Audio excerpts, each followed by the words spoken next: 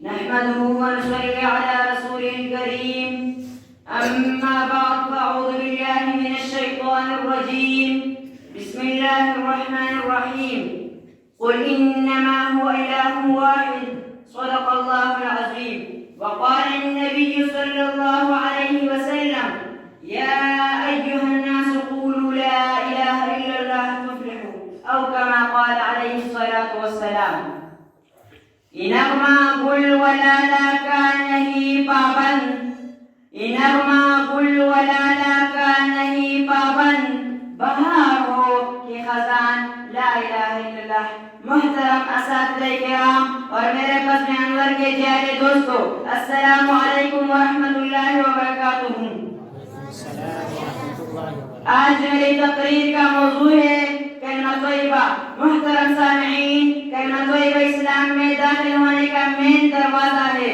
جو شخص کفر سے اسلام میں اور شرک سے توحید میں داخل ہونا چاہتا ہے، وہ سچے دل سے اگر اس کلمہ طیبہ کو پڑھ لے گا وہ مسلمان ہو جائے گا. اور اس مبارک کلمے کے دو حصے ہیں. پہلا حصہ لا الہ الا اللہ اور دوسرا حصہ محمد رسول اللہ ہے. گرامی قدر حاضرین، پہلے حصے میں اگرچہ 4 لفظ ہے مگر ان میں پورے دین کی ترجمانی موجود ہے. اور اس لا الہ الا اللہ کا اصلی حق اور حقیقی معنی و مفہوم ہمیں سمجھ میں آ جائے تو ہم ہر قسم کے شرک و بدعت سے محفوظ ہو جائیں گے اور ہمارا ایمان مضبوط ہو جائے گا. اور اس لا الہ الا اللہ کا معنی ہے نہیں ہے کوئی معبود مگر ایک اللہ.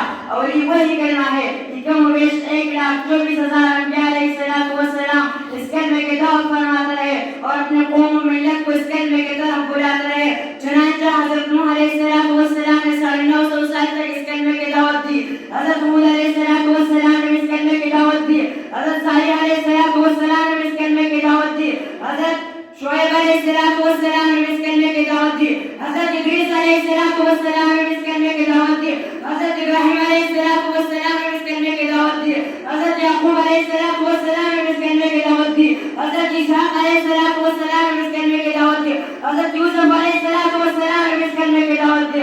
حضرت داؤد علیہ السلام نے اس کلمے کی دعوت دی. حضرت سلیمان علیہ السلام نے اس کلمے کی دعوت دی. حضرت موسیٰ علیہ السلام نے اس کلمے کی دعوت دی. حضرت عیسیٰ علیہ السلام نے اس کلمے کی دعوت دی. اور آخر میں میرے اور آپ کے محبوب پیغمبر حضرت محمد صلی اللہ علیہ وسلم نے اس کلمے کی دعوت دی. سبحان اللہ. اور فرمایا یا ایھا الناس قولوا لا الہ الا اللہ. اے لوگو لا الہ الا اللہ کی گواہی دے دو، تم کامیاب ہو جائے گے. اس سے معلوم ہو کہ تمام انبیاء علیہ السلام اس کلمے پر دعوت فرماتے ہیں اور اس بات کی طرف راغب کر رہے ہیں کہ اللہ تعالیٰ کے سوا کوئی معبود نہیں، کہ اللہ تعالیٰ کے سوا کوئی مسجود نہیں، کہ اللہ تعالیٰ کے سوا کوئی ماوا نہیں، کہ اللہ تعالیٰ کے سوا کوئی خالق نہیں، کہ اللہ تعالیٰ کے سوا کوئی مالک نہیں، کہ اللہ تعالیٰ کے سوا کوئی مشکل کشا نہیں، کہ اللہ تعالیٰ کے سوا کوئی نظر و نیاز و سنت کے حقدار نہیں، کہ اللہ تعالیٰ کے سوا کوئی داتا نہیں، کہ اللہ تعالیٰ کے سوا کوئی غیبدار نہیں، کہ اللہ تعالیٰ کے سوا کوئی حاضر و ناظر نہیں، کہ اللہ تعالیٰ کے سوا کوئی رازق نہیں. الغرض حضور صلی اللہ علیہ وآلہ وسلم نے اس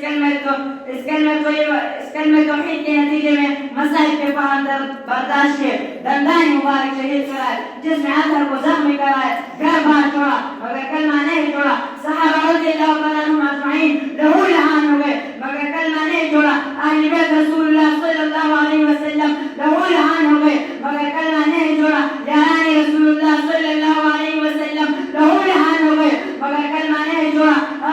بلال رضی اللہ عنہ کو گرم ریت پر کر سیٹا گیا مگر کلمہ نہیں چھوڑا. حضرت عمر رضی اللہ عنہ کو انگاروں پر لٹایا گیا مگر کلمہ نہیں چھوڑا. حضرت سمیہ رضی اللہ عنہ کو نیزہ مار کر شہید کر دیا گیا مگر کلمہ نہیں چھوڑا. حضرت مسلم خوالہ نے رحمۃ اللہ علیہ کو دیکھتے ہوئے انگاروں میں ڈالا گیا مگر کلمہ نہیں چھوڑا. آخر کیوں نہیں چھوڑا؟ اس لیے نہیں چھوڑا کلمہ رسول اللہ کا منشور تھا، اس لیے نہیں چھوڑا کلمہ رسول اللہ کا دستور تھا، اس لیے نہیں چھوڑا کلمہ صحابہ کرام کا ایمان تھا، اس لیے نہیں چھوڑا کلمہ صحابہ کرام کا نشان تھا. کلمہ کا دوسرا حصہ محمد رسول اللہ یعنی محمد صلی اللہ علیہ وآلہ وسلم اللہ کا سچا پیغمبر ہے. اور کلمہ طیبہ آپ صلی اللہ علیہ وآلہ وسلم کی رسالت کے بغیر مکمل ہی نہیں ہو سکتا. ایمان آپ صلی اللہ علیہ وآلہ وسلم کی رسالت کے بغیر کامل ہی نہیں ہو سکتا. اسلام آپ صلی اللہ علیہ وآلہ وسلم کے بغیر پورا ہی نہیں ہو سکتا. کہتا ہوں آپ صلی اللہ علیہ وسلم کی رسالت دین کے ضامن، آپ صلی اللہ علیہ وسلم کی رسالت اسلام کے ضامن، آپ صلی اللہ علیہ وسلم کی رسالت ایمان کے ضامن، آپ صلی اللہ علیہ وسلم کی رسالت اخوت اور بھائی چارے کے ضامن، آپ صلی اللہ علیہ وآلہ وسلم کی رسالت دنیا کے دین و دنیا کے فلاح و بہبود کے ضامن۔ لا الہ الا اللہ محمد رسول اللہ، اللہ کے سوا کوئی معبود نہیں، محمد صلی اللہ علیہ وسلم کے سوا کوئی رسول نہیں، خدا خدائی میں یکتا ہے، محمد مصطفی میں یکتا ہے، خدا کے بعد کوئی خدا نہیں ہو سکتا اور محمد کے بعد کوئی مصطفیٰ نہیں ہو سکتا، خدا پر خدائی ختم، مصطفیٰ پر مصطفی ختم۔ آخر میں اپنی تقریر کو نشان پر ختم کرنا چاہتا ہوں۔ حضور آئے تو سری آفرین اشفا گئی دنیا، حضور آئے تو سری آفرین اشفا گئی دنیا، اندھیروں سے نکل کر روشنی میں آ گئی دنیا، بجھے چہروں کا زنگ اترا ستے چہروں پہ نور آیا، بجھے چہروں کا زنگ اترا ستے چہروں پہ نور آیا، حضور آئے تو انسان کو جینے کا شعور آیا، وما علینا الا البلاغ۔